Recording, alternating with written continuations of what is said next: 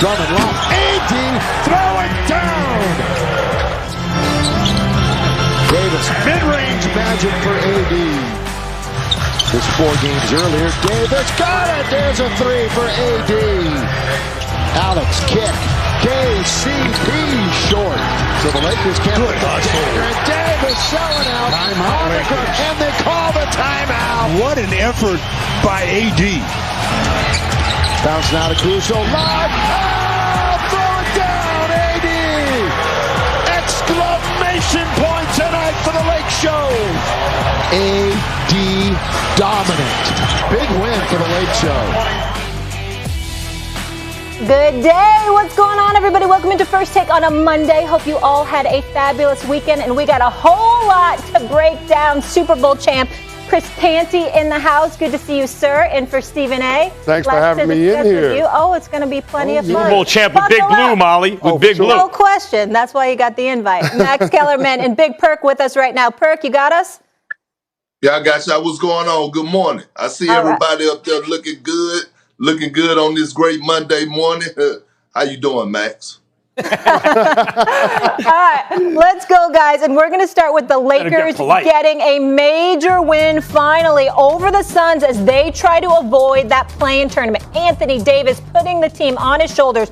42-12-5. LeBron still sidelined with a high ankle sprain, but could be back this week. Here's AD and head coach Frank Vogel. I feel good.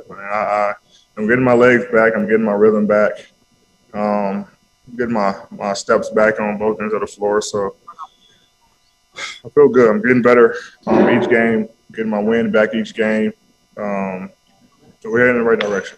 All that other stuff is just trying to patch it together, while we're getting our stars back healthy and with their legs under them and rhythm and timing up to speed. And you see Anthony just getting a little bit stronger every game. A little bit more in rhythm every game, and just a sensational performance by Anthony tonight. All right, let me break this down for you. So the Lakers are currently 7th in the West, 4 games left. Knicks, Rockets, Pacers, Pelicans, 1 game back of the Trailblazers for 6th, but the Blazers on the tiebreaker, so it's really 2 games. They have a 3-game lead on the Warriors, who are in 8th. The Lakers entered yesterday's game with an 82% chance to make the play-in tournament, and that dropped them to 71% after the win. If they want the chances to continue to fall, Anthony Davis is going to have to continue to be the monster he was last night. Max Kellerman, talk to me. When healthy, is AD the best big in the world? I don't know about that anymore. I don't know. When last seen healthy he was, but 2 things have happened since then. Not only did he get hurt, so now we need to see him consistently be what he was, which was the dominating force on both ends of the floor. But another thing happened, too. The other bigs got better. Forget about Giannis, who's 3rd consecutive year. He's basically doing the same thing that he did when he won the 2 MVPs, because he really is a big. And AD's a power forward. Giannis is whatever you want to call him. By big, I mean you protect the basket, right? You do that. You grab the rebounds, and you could be a power forward. If you protect the basket, you're a big. And my point is this. Joel Embiid and Jokic both are clearly better than they've ever been before, and they were already playing on a high level. So first of all, we have to see if AD can get back consistently to being AD. And then we need to see if that AD is still better than this Embiid, who's been, Embiid game for game has been the best player in the league this year. He's been the best, both ends of the floor, game for game, but he's been hurt. And Jokic about to win the MVP because he hasn't missed the games, and overall, he's been the best player in the league because he hasn't missed those games. Is AD still better than that? That's what we need to find out. Yeah, here's typical Max. He's going to deflect. He's not going to answer the question directly. It's about whether or not Anthony Davis is the best big man when he's healthy. And the answer is he is. And you have to look back to what he did last year, not only what he did in the bubble, what during the regular season. You're talking about a guy that's top 5 in terms of PER. You're talking about a guy that's first team All-NBA defense, first team All-NBA, period. Like this guy, the way he impacts the game, he put it on display last night against a team that's second in the Western Conference in the Phoenix Suns. You saw him with the back-to-the-basket moves. You saw him with the mid-range game. He was even hanging out as that kid in the corner, knocking him down from deep. And then you saw what he did on the defensive end. You saw that block that he had against Jay Crowder. He's showing you that he's starting to feel like himself. And when it comes to Anthony Davis, it's not just about the statistics in terms of quantifying his impact on his team winning games. It goes beyond that. Anthony Davis just showed you last year what he's capable of when he's playing, and he showed it again last night. He's taking that mantle on himself. He knows they got 4 games to go. They probably need to go 4-0, and they need the Portland Trail Blazers to stumble if they want to avoid the play-in. But you're seeing him clearly tick it up a notch, and I think that's indicative of players that are truly great, and Anthony Davis is that guy. I think he's still the best big in the NBA when he's healthy. Okay, Canty, don't you body Max like that. Zip him up. That's what he just did. He zipped you up. And he's right. Look, Max, the question was when healthy. When you look at what Anthony Davis does when he's healthy, we're talking about historical numbers like Shaq and Wilt. Anthony Davis is one of one, okay, Max? He's probably going to go down as the most skilled big ever, right under Akeem Olajuwon, all above him, especially at the power forward position. He can put it on the floor. He has great handle. He has great mid-range. He got great post work. He got great step back, fadeaways off of, turnarounds off of each shoulder. And on the defensive end, Canty just said it. He impacts the game better than any other big in the game today. We're talking about the block on Jay Crowder. Go back and look at the Denver Nuggets game. The game-winning block that he stretched out when he was already in the paint and had to extend. Like, he impacts the game so much. And when you talk about Jokic and Embiid, they are having phenomenal years. But when you look at Anthony Davis, he just separates himself for his athleticism, the way he is able to play the 4 and the 5, the way that he's able to be a live threat at the basket. And I get it. You may say Jokic is a better passer, and he might be, but he's in a different system, where the system has to be around Jokic, where Jokic has to be the playmaker. So, yes, when healthy, Anthony Davis is the best big man in the game, and he proved that to us last year, and he's starting to show that to us right now.